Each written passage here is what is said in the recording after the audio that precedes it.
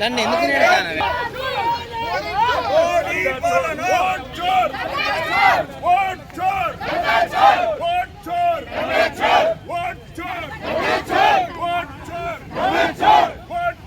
मोदी को हटाओ, मोदी को हटाओ, मोदी को हटाओ,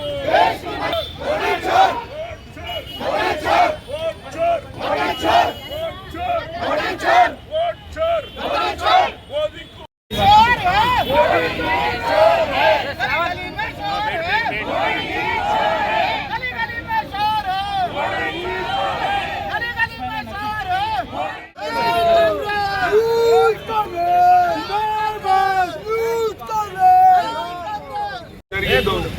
చాలా క్లియర్ గా ఎక్స్ప్లెయిన్ చేయడం జరిగింది.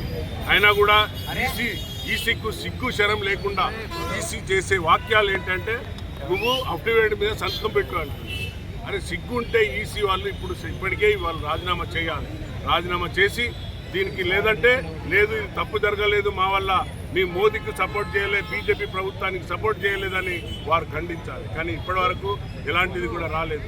వారు ఇచ్చిన 750,000 పుటాలను ఒక్కొక్కటి చాలా క్లియర్గా ఒక్కొక్కటి ఫోటోలు, దొంగ ఫోటోలు ఏ విధంగా ఉన్నాయి, దొంగ ఓట్లు ఒక ఇంట్లో 40 ఓట్లను ఏ విధంగా నమోదు చేసి ఈరోజు ఏ విధంగా ఈరోజు ఓటుతో 25 సీట్లతో దొంగ ఓట్ల ద్వారా ఈరోజు సీట్లు రాజ్యాధికారానికి వచ్చింది బీజేపీ. వారు ఇంతవరకు నోరుమించలేరు. కాబట్టి మా రాహుల్ గాంధీ గారు వారి యొక్క నాయకత్వంలో ఈ యొక్క ప్రచారాన్ని ఇంకా ఈ దొంగ ఓట్లు ఏదైతే చనిపోయిన వాళ్ళ ఓట్లను తీసేయడం, చనిపోయినారని, లేకుంటే 40 ఓట్లను ఒక్కటే ఇంట్లో నమోదు చేయడం, ఒక్కటే వ్యక్తి 4 ప్లేసులలో ఓట్లు వేయడం, ఈ విధంగా 4-5 రకాల మోసాలతో ఈరోజు రాజ్యాంగాన్ని ఛేదించుకొని ఈరోజు బీజేపీ ప్రభుత్వం ఏదైతే రాజ్యాన్ని వేలుతున్నారో చాలా రాజ్యానికి విరుద్ధంగా, మన యొక్క రాజ్యాంగాధికారానికి విరుద్ధంగా చేస్తున్నారు. కాబట్టి తక్షణమే మోదీ రాజీనామా చేయాలి, మోదీ ప్రభుత్వం రాజీనామా చేయాలని డిమాండ్ చేస్తున్నాం. అట్లనే ఈసీ కూడా తమ వివరణ ఇచ్చి క్షమాపణ చెప్పాలి. అలాగే వారు తక్షణమే రాజీనామాలు చేయాలి ఈసీలో ఉన్న మెంబర్లందరని మేము డిమాండ్ చేస్తున్నాం. మొత్తం గెలవాల్సింది సగమే గెలిచినాం, మొత్తం గెలవాలి.